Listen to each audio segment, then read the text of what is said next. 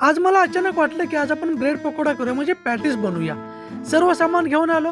मिरची कापली, कोथिंबीर कापली आणि वेळ आली कांद्याची. कांदा ॲटिट्यूड मध्ये बोलतो, भावा तू मला कापतोयस खरं, पण सांग तरी काय बनवतोयस?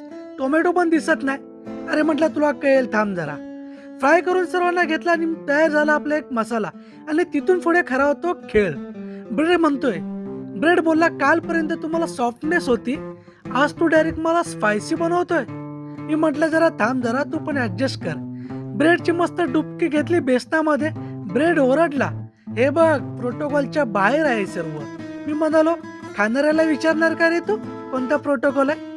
आज मी फक्त बघायच्या भूमिकेमध्ये होतो, कारण शस्त्र जे आहेत ते आपल्या साजिदबाईने तिच्या हातामध्ये घेतली होती. सर्व ब्रेड पकोडे तो तळणार होता. मिरची म्हणाली, मीठ टाक पण प्रेमाने टाका, मी सहन करते, पण ऍटिट्यूड आवडतो बरं का मला. सगळं तयार, मुंबई स्पेशल पॅटीस.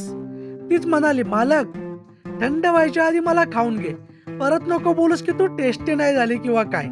मी म्हंटल तू टेस्टी आहेस आणि हेवी सुद्धा आहेस आणि लय भारी झालीस.